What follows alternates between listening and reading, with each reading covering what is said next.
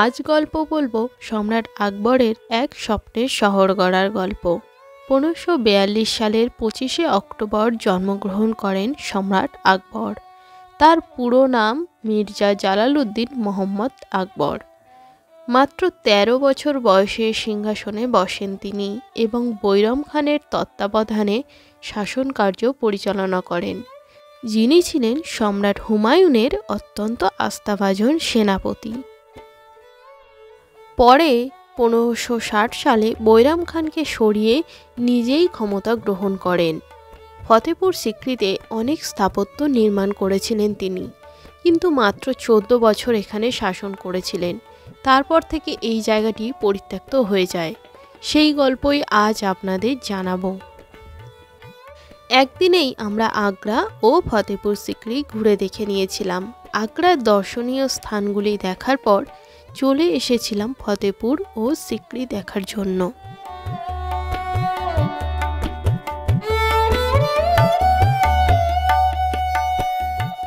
সম্রাট আকবরের তৈরি এই বিশাল কেল্লার সাথে জড়িয়ে আছে অবাক করা ইতিহাস।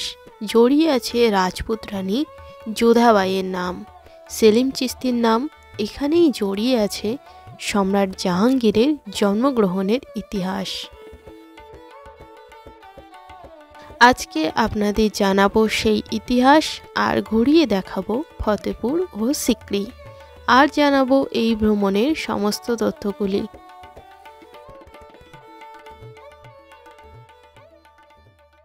যারা এই ভিডিওর আগের পর্বগুলো দেখেননি তাদের জন্য বলে রাখি, হাওড়া থেকে পূর্বা এক্সপ্রেস ধরে চলে আসি টুন্ডলা জংশনে। সেখান থেকে অটোতে শেয়ারে চলে যাই আগ্রা ক্যান্টনমেন্ট রেলওয়ে স্টেশন। ওখানে ক্লক রুমে ব্যাগ রেখে বেরিয়ে পড়ি তাজমহল দেখার উদ্দেশ্যে।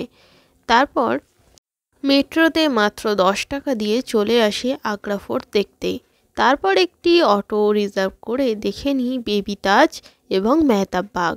মেহতাব বাগ দেখার পর চলে এসেছি ঈদগাহ বাস স্ট্যান্ডে।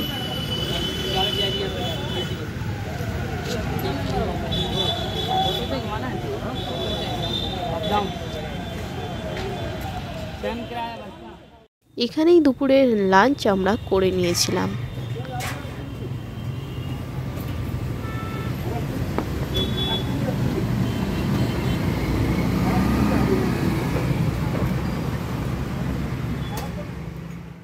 এখান থেকে ফতেপুর সিক্রি যাওয়ার বাস আছে।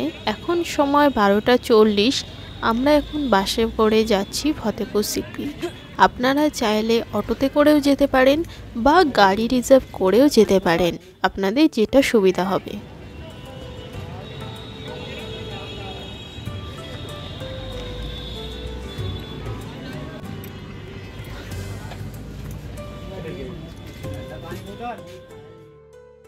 এখান থেকে দূরত্ব 35 কিলোমিটার, সময় লাগবে ঘন্টাখানেক।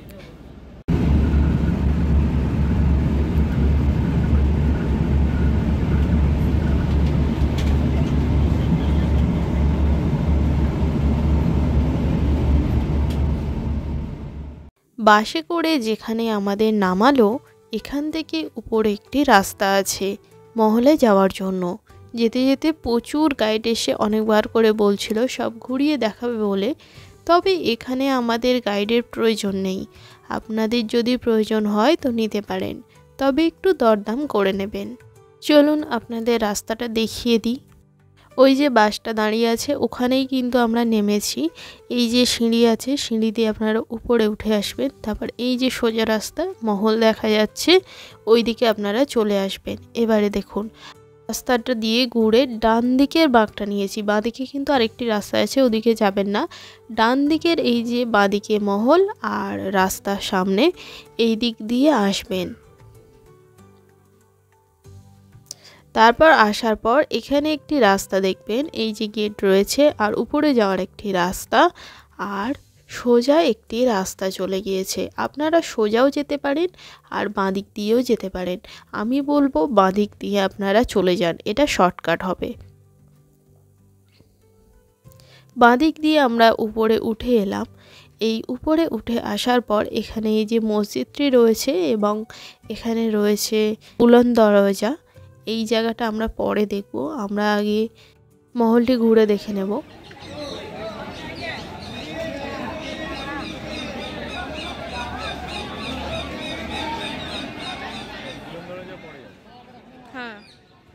এদিকে বুলন দরজা, আর এই ডান দিকে রাস্তা রয়েছে। এই রাস্তাটা দিয়ে এই 2 মিনিট মতো হেঁটে যেতে হবে, আপনারা চলে আসবেন। এখানে সামনেই টিকিট কাউন্টার রয়েছে, এখান থেকে টিকিট করে নেবেন এবং পাশেই রয়েছে এন্ট্রি গেট, এখানে এন্ট্রি করবেন। আর আরেকটা যে সোজা রাস্তা দেখাচ্ছিলাম, ওই রাস্তাটা কিন্তু আপনারা এই জায়গাটা এসে মিশবে, মানে এটা অনেকটা লং, হাঁটতে হবে আপনাদের একটু। আপনারা যে রাস্তাটা দেখালাম ওটা দিয়ে চলে আসবেন, শর্টকাট হয়ে যাবে। গেট থেকে ঢুকেই বাঁদিকে রয়েছে ঘোড়ার আস্তাবল, আর সামনে দিয়ে মহলের এন্ট্রি। আমরা বাঁদিক দিয়ে এই ঘোড়ার যে আস্তাবল রয়েছে, এই আস্তাবলটি আগে দেখে নেব। চলুন আপনাদের একটু দেখিয়ে দিই।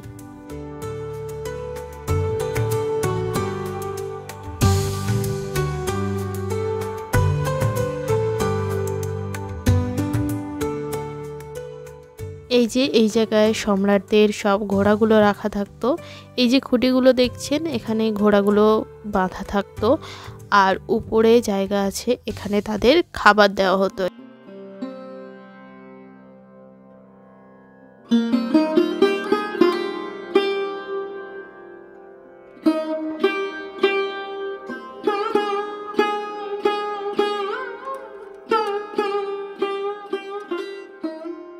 সামনে যে একটি মহল দেখতে পাচ্ছেন, ওই মহলটি হলো বীরবলের। তিনি ছিলেন সম্রাট আকবরের নবরত্নের একজন এবং হিন্দু উপদেষ্টা। তার আসল নাম ছিল মহেশ দাস। তিনি তার তীক্ষ্ণ বুদ্ধি, প্রজ্ঞা এবং চাতুর্যের জন্য পরিচিত ছিলেন। 1528 সালে জন্মগ্রহণ করেন এবং 1586 সালে মারা যান। এই মহলটি আগে ছিল রানী সেলিমা বেগমের। তার মৃত্যুর পর সম্রাট আকবর এই মহলটি বীরবলকে দিয়ে দেয়। তারপর থেকে তিনি এখানে থাকতেন। লাল বেলে পাথর দিয়ে তৈরি এই মহলটি।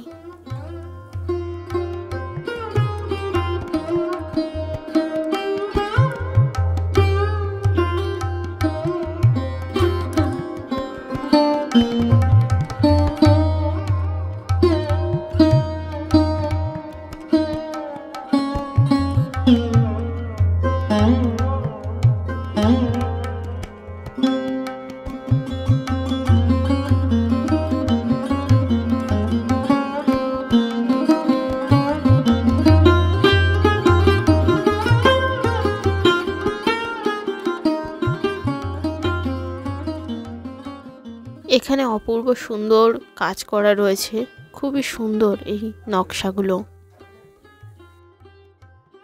সম্রাট আকবরের অনেকগুলি রানী ছিল, কিন্তু কারোরই সন্তান হচ্ছিল না।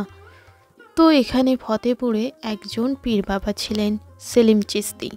তার আশীর্বাদ পাওয়ার জন্য সম্রাট আকবর এখানে এসেছিলেন। তারপর হিন্দু রানী যোধাবাইয়ের কোলে একটি পুত্র সন্তানের জন্ম হয়, যার নাম দেওয়া হয় সেলিম। বড় হয়ে তারই নাম হয় সম্রাট জাহাঙ্গীর। সম্রাট আকবর এই কারণেই এখানে এই রাজধানী নির্মাণ করেছিলেন। তবে মাত্র 14 বছর এখানে শাসন করেন, তারপর রাজধানী পরিবর্তন করে লাহোরে। এই জায়গায় আর না থাকার কারণ হলো জলের অভাব।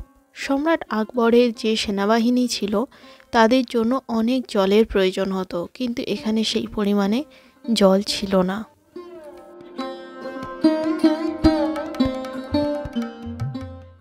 এই যে মহলটি দেখছেন, তখনকার সময় সম্রাটরা গ্রীষ্মের রাতে এই মহলেই ঘুমাতেন।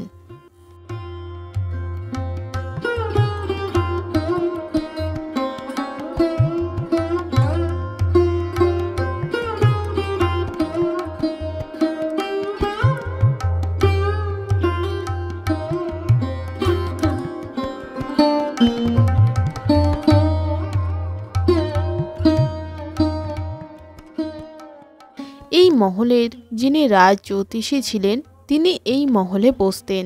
সম্রাটের যখন কোনো বিষয় জানার হতো, তখন উনি এখানে আসতেন, বিভিন্ন বিষয়ে পরামর্শ নিতেন।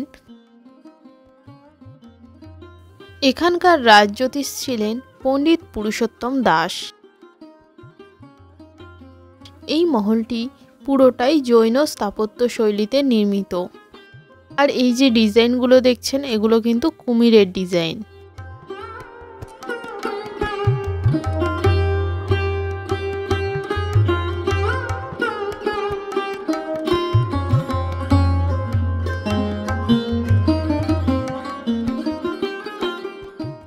এই মহলের ভিতরে এই যে ফাঁকা ফাঁকা জায়গাগুলো আপনারা দেখতে পাচ্ছেন, এখানে তখনকার সময় রানীরা কাপড়ে মুড়ে মোহর লুকিয়ে রাখত।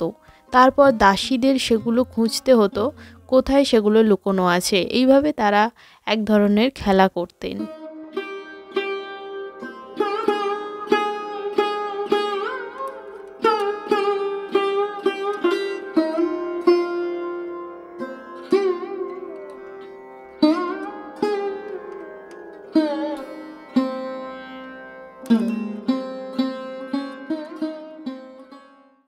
এই মহলে সম্রাট আকবর তার মন্ত্রীদের নিয়ে বিভিন্ন আলোচনা করতেন, সভা করতেন। মাঝখানে সম্রাট বসতেন আর 9 থেকে তার 9 জন মন্ত্রী বসতেন।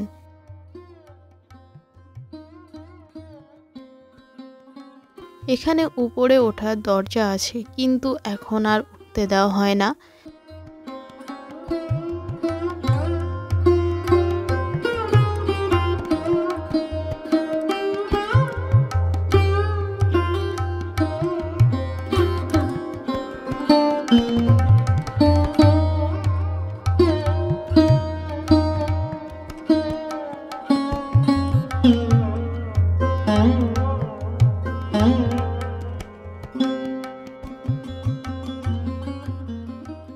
মাঝখানে যে পিলারটি দেখছেন এখানে, এটি সব ধর্মের প্রতীক।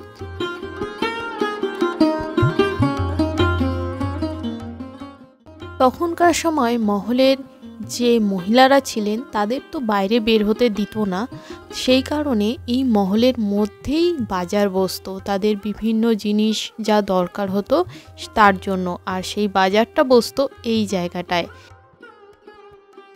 এই যে মহলটি, এটি হলো দিওয়ানি আম। এখানে জনসাধারণের বিচার হতো। যে অপরাধী হতো, দোষ করত, তাকে শাস্তি হিসেবে হাতির পায়ের নিচে ফেলে থেঁতলে মেরে দেওয়া হতো। এটাই ছিল তার শাস্তি। এই যে বসার জায়গাটি, এখানে তখনকার সময়ে সম্রাট এবং তার রানী বসে খেলা করতেন।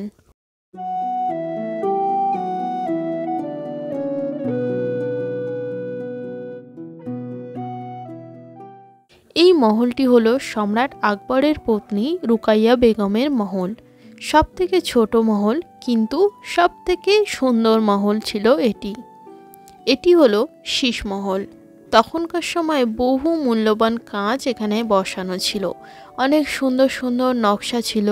মূল্যবান কাঁচ, হিরে, রুবি, পান্না, বিভিন্ন মূল্যবান রত্ন ছিল এখানে। পাখির চোখ ও বিভিন্ন প্রাণীর নকশাতে চোখের জায়গায় বসানো ছিল মূল্যবান পাথর। তাছাড়া ছিল চন্দন কাঠের দরজা। তবে এখন আর সেই সব কিছুই নেই।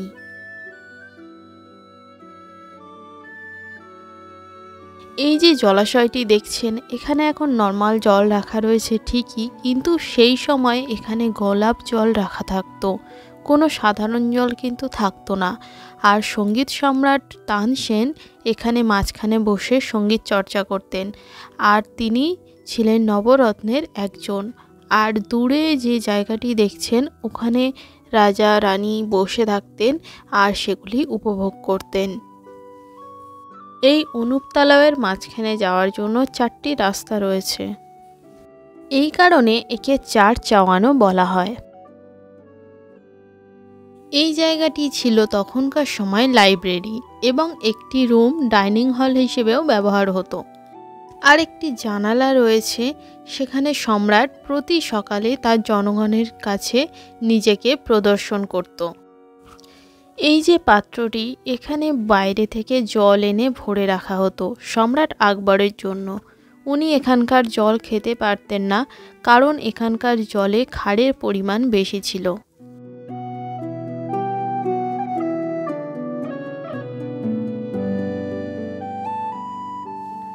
এই মহলটি ছিল সম্রাটদের খাওয়ার ঘর। তখনকার সময় এখানে সুন্দর কার্পেট পাতা থাকতো।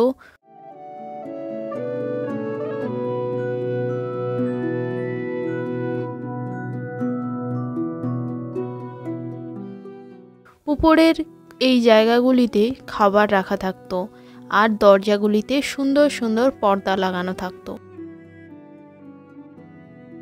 এটি ছিল সম্রাট আকবরের শোয়ার জায়গা। এখানে ওঠার জন্য আগে কাঠের সিঁড়ি ছিল, এখন আর সেটা নেই। অনেক উঁচু এটি আর অনেক বড়। এই পালঙ্কটি কিন্তু পাথরের তৈরি। এটি হলো পঞ্চমহল বা হাওয়া মহল। এটি যেহেতু 5টি তলা তাই এর নাম পঞ্চমহল। এই মহলে মোট 176টি পিলার রয়েছে, কোনো দেওয়াল নেই। এই মহলে হিন্দু রানীরা পুজোর সময় আসতেন, পুজো করতেন এবং মুসলিম রানীরা আসতেন ঈদের সময়।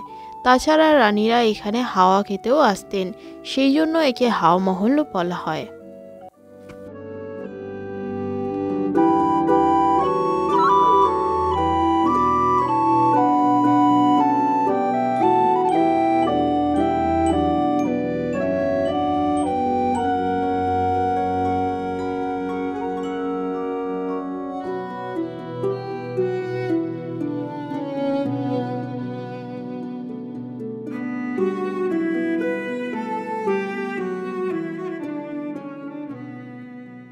রানী যোধাবাই যেহেতু তিনি একজন হিন্দু ছিলেন, নিরামিষ খাবার দাবার খেতেন, সেই কারণে তার জন্য আলাদা রান্নাঘর করা ছিল।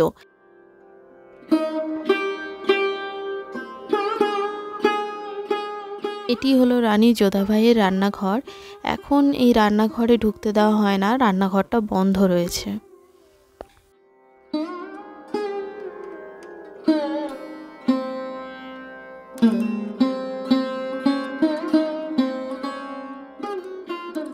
এটি হলো রানী যোধাবাইয়ের মহল। উপরে যে দুটি জানালা মতো আছে, ওখানে সম্রাট আকবর ও রানী যোধাবাই দুজন এসে দাঁড়াতেন, প্রজাদের সঙ্গে দেখা করতেন। আর এই তুলসী মঞ্চটি সেই সময়কার, যখন এখানে রানী যোধাবাই থাকতেন তখন এখানে তুলসী গাছ লাগানো থাকতো। এখানে তার পরিবর্তে এখন অন্য গাছ লাগানো আছে। এখানে রানী যোধাবাইয়ের জন্য দুটি মহল ছিল, একটি শীতকালে থাকার জন্য এবং আরেকটি গ্রীষ্মকালে থাকার জন্য।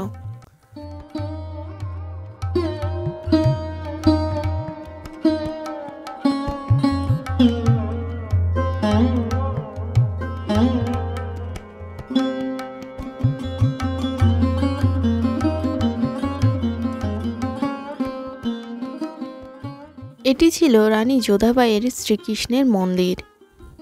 এখানে যে বিগ্রহটি ছিল সেটি ছিল পুরো সোনার বিগ্রহ। এখন আর সেসব কিছুই নেই, এই জায়গাটা এখন ফাঁকাই রয়েছে।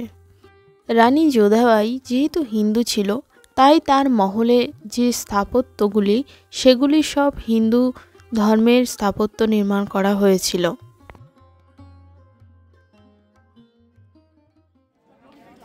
মহল দেখা আমাদের হয়ে গেছে, এবার আমরা চলে এসেছি বুলন্দ দরজা দেখার জন্য। এছাড়াও এখানে রয়েছে পীর বাবা সেলিম চিশতির দরগা।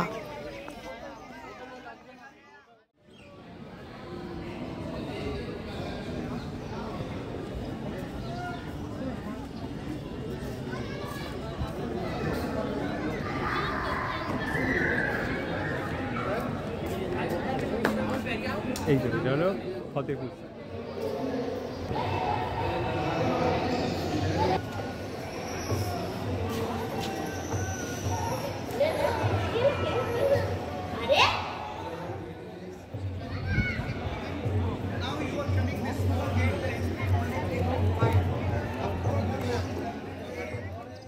এখানে চারিদিকে যে ঘরগুলি আছে মোট 84টি ঘর রয়েছে।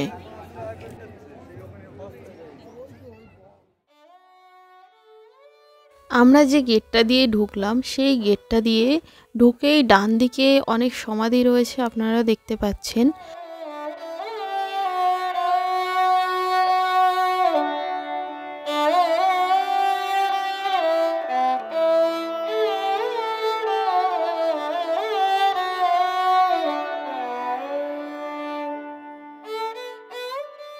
ওর পাশ দিয়েই এই জায়গাটায় আমরা চলে এলাম।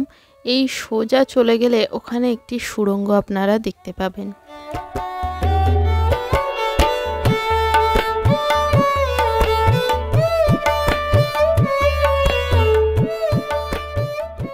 মনে করা হয় আনারকলিকে এই সুড়ঙ্গ দিয়েই নিয়ে যাওয়া হয়েছিল দিল্লি, তারপর দিল্লি থেকে লাহোরে নিয়ে যাওয়া হয়, সেখানে তাকে দেয়াল চাপা দিয়ে হত্যা করা হয়।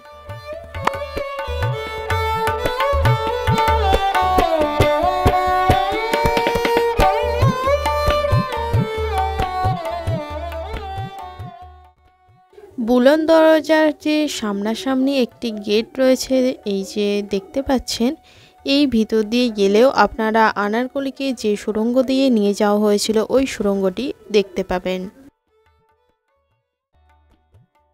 এই দরগাটি সম্রাট আকবর লাল পেদে পাথর দিয়ে প্রথম নির্মাণ করেছিলেন, পরে সম্রাট জাহাঙ্গীর এটি শ্বেত পাথরের করে দেয়।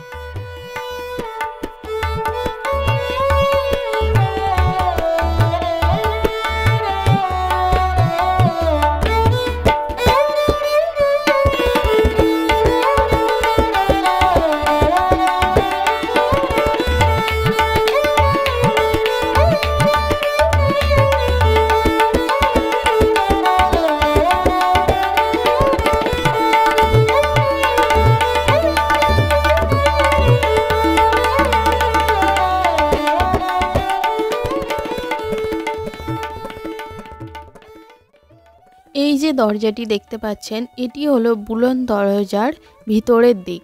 চলুন এবার আপনাদের বাইরের দিক থেকে বুলন্দ দরজাটি দেখিয়ে দিই।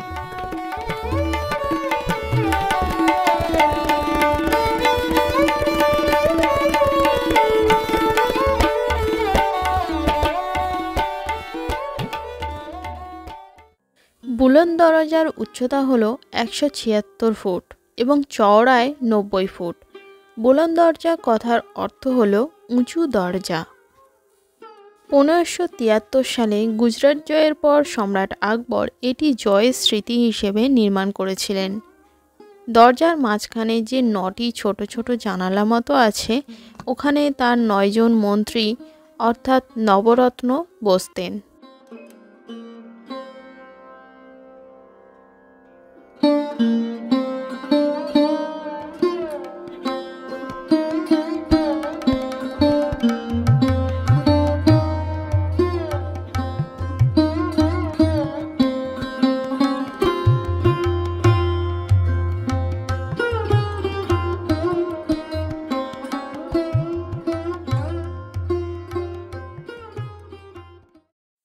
ভিডিওটি এখানেই শেষ করছি। পরবর্তী ভিডিওতে আপনাদের দেখাবো শ্রীকৃষ্ণের জন্মভূমি মথুরা এবং লীলাভূমি বৃন্দাবন। ফিরে আসছি পরের ভিডিওতে। ততক্ষণ আপনারা সুস্থ থাকবেন, ভালো থাকবেন।